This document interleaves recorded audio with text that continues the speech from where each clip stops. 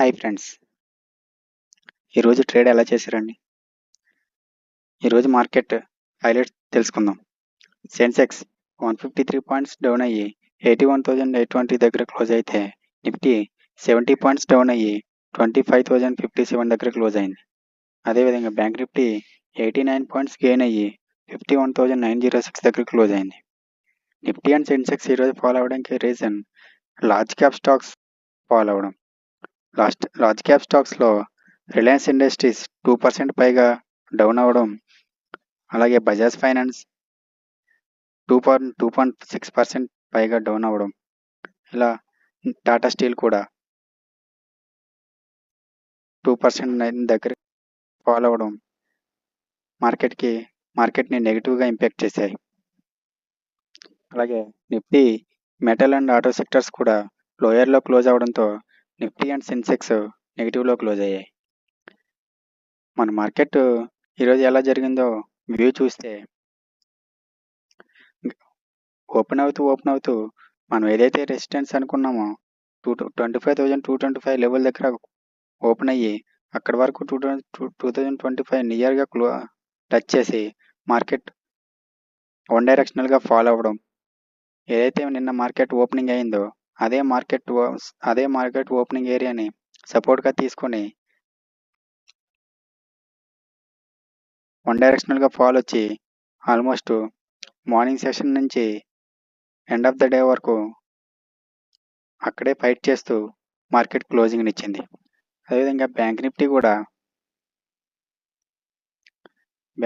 కూడా ఒకటే డైరెక్షన్లో ఎలాంటి మూమెంట్ లేకుండా ఉండిపోయింది. ఓపెనింగ్లోనే గ్యాప్ అప్ ఓపెన్ అయిన బ్యాంక్ నిఫ్టీ మళ్ళీ వన్ డైరెక్షనల్గా ఫాలో అయ్యి మినిమం 52,000 ఏదైతే మనం రెసిస్టెన్స్ అనుకున్నామో 52,000 రెసిస్టెన్స్గా తీసుకొని, అలాగే 51,660 ఏదైతే సపోర్ట్గా అనుకున్నామో అదే లెవెల్ ఈ 350 పాయింట్స్ రేంజ్లోనే మార్కెట్ ఈరోజు క్లోజింగ్ ఇచ్చింది. రేపటి మార్కెట్ వ్యూ ఇప్పుడు చూద్దాం. రేపు మార్కెట్లు 24,950 బిలో వెళ్తే డౌన్ సైడ్ అప్ టు 24,750 వరకు చూడొచ్చు. లేదా ఫ్లాట్ ఓపెన్ అయినా గ్యాప్ అప్ ఓపెన్ అయినా 25,225 లెవెల్ క్రాస్ అయ్యి 15 మినిట్స్లో క్లోజింగ్ ఇచ్చిన తర్వాత మాత్రమే మనం అప్ సైడ్ వైపు కొంచెం వ్యూ మార్చుకోవచ్చు. అప్ టు 25,480 వరకు, 25,225 టు 25,000 ఈ రేంజ్లో ఉన్నంత వరకు మార్కెట్లో ఎలాంటి పొజిషన్ తీసుకున్నా రిస్క్తో కూడింది. అందుకని కొంచెం జాగ్రత్తగా చూసి ట్రేడ్ చేయండి. బ్యాంక్ నిఫ్టీ కూడా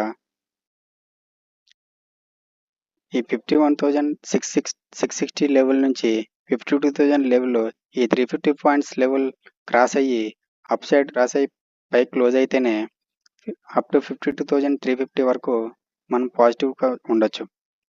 అలాగే in case gap down open అయినా కూడా 51,650 లెవెల్ కిందకి వచ్చి క్లోజ్ అయితే 51,000 వరకు మనం మార్కెట్లో ఫాల్ చూడొచ్చు.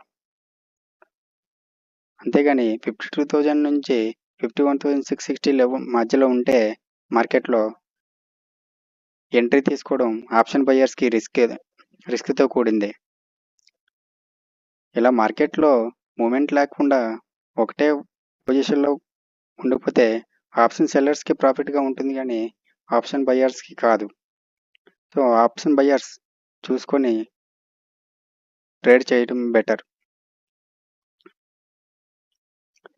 ఇప్పుడు నిఫ్టీలో సపోర్ట్ అండ్ రెసిస్టెన్సెస్ రేపటికి చూద్దాం.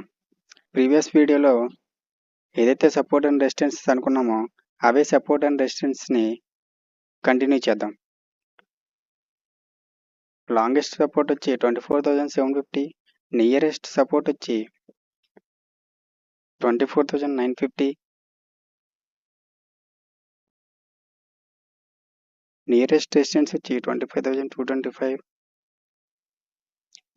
లాంగెస్ట్ రెసిస్టెన్స్ వచ్చి 25,480. బ్యాంక్ నిఫ్టీలో support and resistances strong support వచ్చి 50,950, నియరెస్ట్ సపోర్ట్ వచ్చి 51,660, నియరెస్ట్ రెసిస్టెన్స్ వచ్చి 52,000, అలాగే సెకండ్ రెసిస్టెన్స్ వచ్చి 52,350.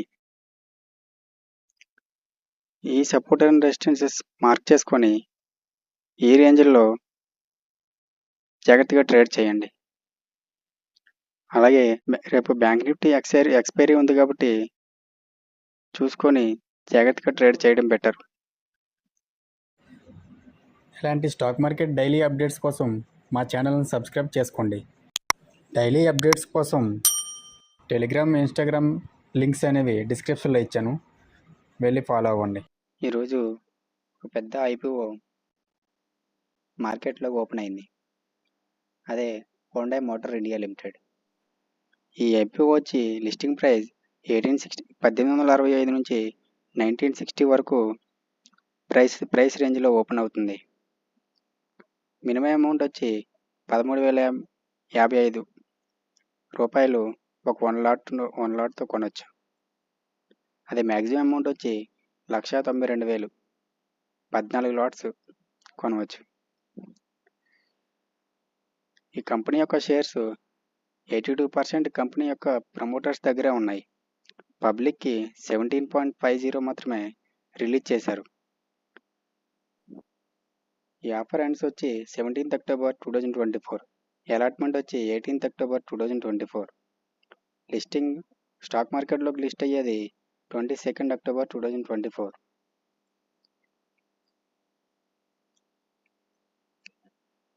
కంపెనీ గురించి ఇన్వెస్ట్ చేసే ముందు ఈ కంపెనీ గురించి మొత్తం తెలుసుకొని ఇన్వెస్ట్ చేయండి.